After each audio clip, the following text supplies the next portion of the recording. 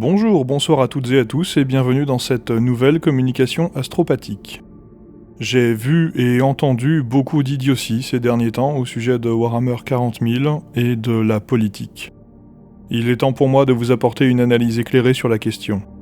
Il s'agit d'un sujet complexe et passionnant qui m'a valu plusieurs semaines de réflexion et d'échanges afin d'en brosser le portrait le plus juste qui soit. Par respect pour mon travail, je vous prierai d'écouter l'entièreté de la vidéo avant de la commenter.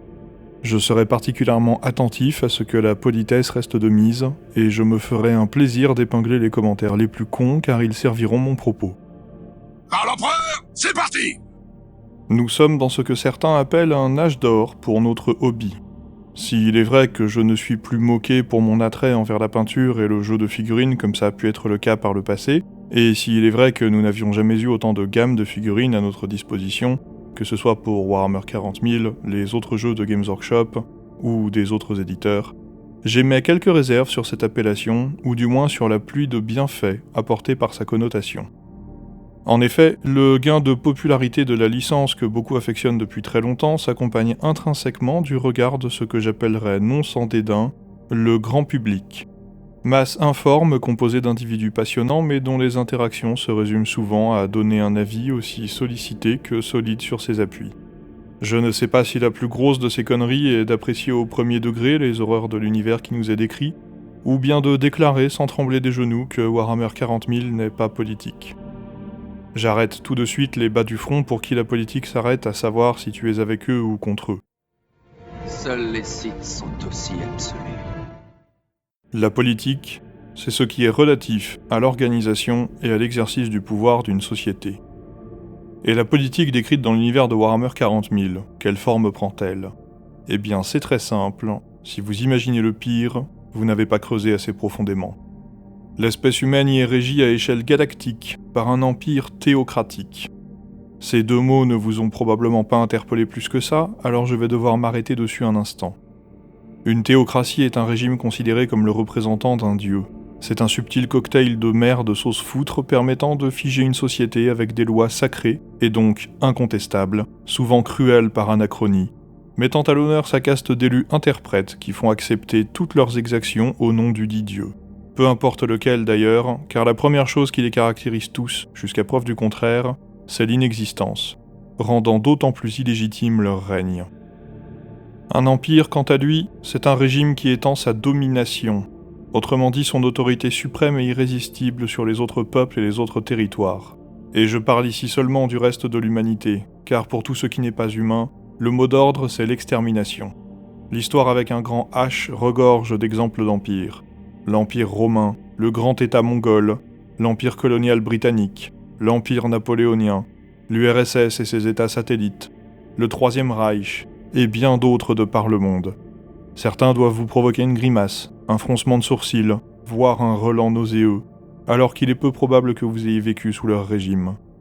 Pourtant, l'univers de Warhammer 40 000 y fait constamment référence, de façon parfois subtile mais souvent grossière, mélangeant des éléments esthétiques marqués, des symboles, ou encore des pratiques et des organisations sociales ou militaires dans une grande soupe à la pisse faisant la synthèse des cauchemars hantants nos livres d'histoire. Et par quelle méthode applique-t-on une autorité suprême et irrésistible ?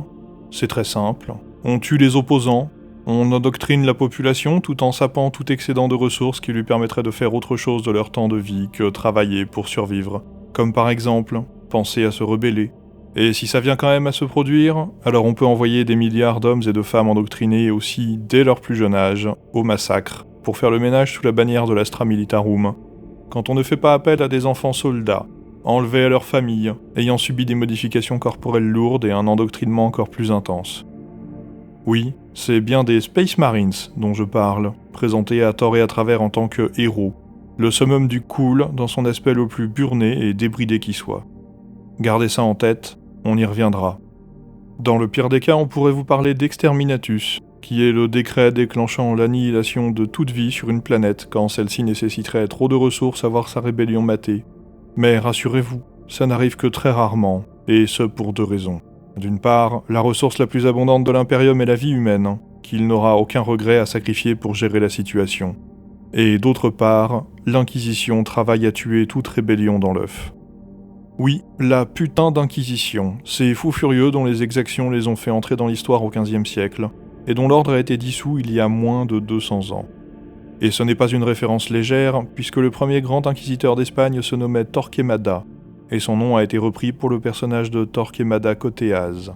Oui, cette figurine moche, là. Donc, pas d'inquiétude, vous ne risquez pas de prendre un exterminatus, puisque cet organe de l'Imperium s'assurera de vous torturer, vous et tous vos proches, jusqu'à obtenir vos aveux et votre mort à tous, pour avoir eu l'audace de manquer le salut impérial devant une statue de l'empereur Dieu, ou de bégayer pendant l'une des prières quotidiennes.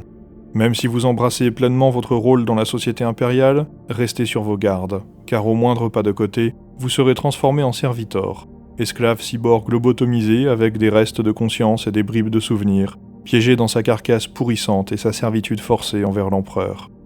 Vous l'aurez compris, l'Imperium est un protagoniste détestable dans l'univers de Warhammer 40 000, et son écriture contribue à rendre l'ensemble appréciable. Il ne s'agit pas d'une vidéo lore, alors je n'ai pas l'intention de vous détailler ce qui définit l'horreur de chacune des autres factions existantes. Mais sachez une chose, les gentils n'existent pas ici. Les diverses factions Xenos représentent soit des prédateurs, soit des reflets déformés du passé ou du présent, ou encore de l'avenir de l'humanité. Il reste l'antagoniste, la némésis de l'Imperium, le chaos. Il est la promesse d'un futur meilleur pour chaque être humain, l'assouvissement des caprices, le désir de grandeur, le déchaînement des pulsions, la fin de la peur et de la souffrance. Un vent de liberté qui défait les chaînes de l'Imperium, avant de pousser les naufragés de leur volonté de puissance vers les récifs sans retour des conséquences de leur choix. Leur transformation physique expose la ruine de leur âme aux yeux de tous, et le poids de leur immoralité les condamne à un sort pire qu'une vie de soumission à l'Imperium. Leur choix n'était qu'une illusion. Les gentils n'existent pas. Vous n'avez aucune planche de salut. Vous n'avez aucun héros auquel vous identifier. Vous n'avez aucun idéal auquel adhérer. Il n'y a aucun espoir. Vous expérimentez alors la catharsis, selon Aristote, en vivant par procuration une expérience qui vous dégoûtera et orientera vos choix futurs dans une autre direction. Et quelles idées politiques cela sert-il de vous plonger dans les horreurs d'un monde en guerre, régi par un État totalitaire ? C'est facile, vous l'aurez deviné, celle des gens normaux qui se tiennent loin des idéologues qui imposent leur système d'idées, leurs dogmes, leurs croyances, leurs valeurs, à la réalité du monde, en écrasant ceux qui n'y correspondent pas. L'univers de Warhammer 40 000 est politique, et tel est son propos. Et c'est normal d'être passé à côté. La densité exceptionnelle de cette œuvre de science-fiction vous dissimule sa nature dystopique.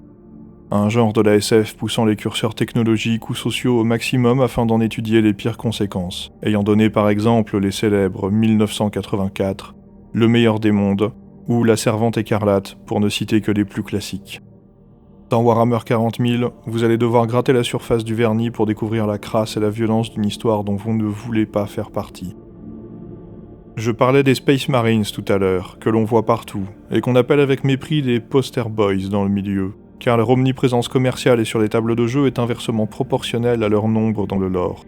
Ce sont des enfants enlevés, endoctrinés, et transformés biologiquement en super soldats entièrement dévoués à l'empire théocratique. Ils sont totalement dépossédés de leur corps et de leur esprit, de quoi faire frémir d'envie plus d'un dictateur passé ou présent. Mais cet aspect fondamental est aseptisé dans le lore de surface, le lore pour le grand public, et nécessite une prise de recul et une analyse pour en traduire les tenants et les aboutissants.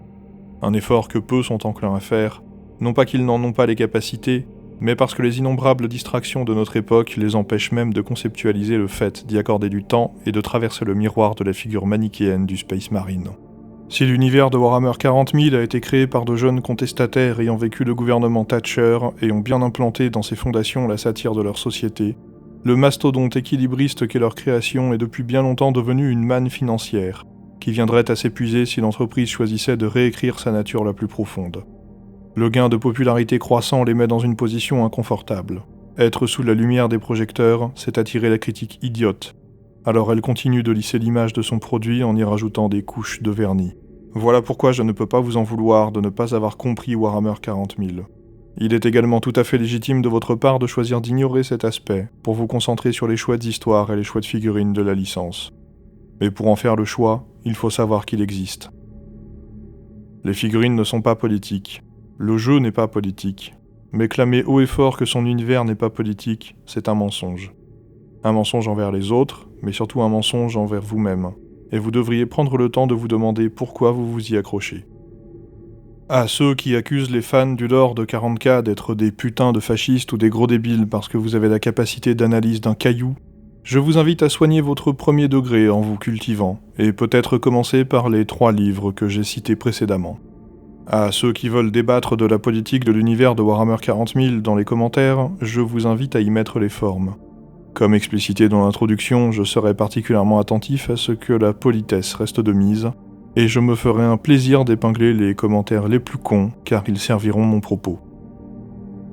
Ma diatribe est terminée. J'espère être resté suffisamment neutre pour froisser tout le monde. Ayons l'humilité élémentaire de notre statut d'adulte jouant aux petits soldats. N'oublions jamais ce qui nous rassemble dans ce hobby.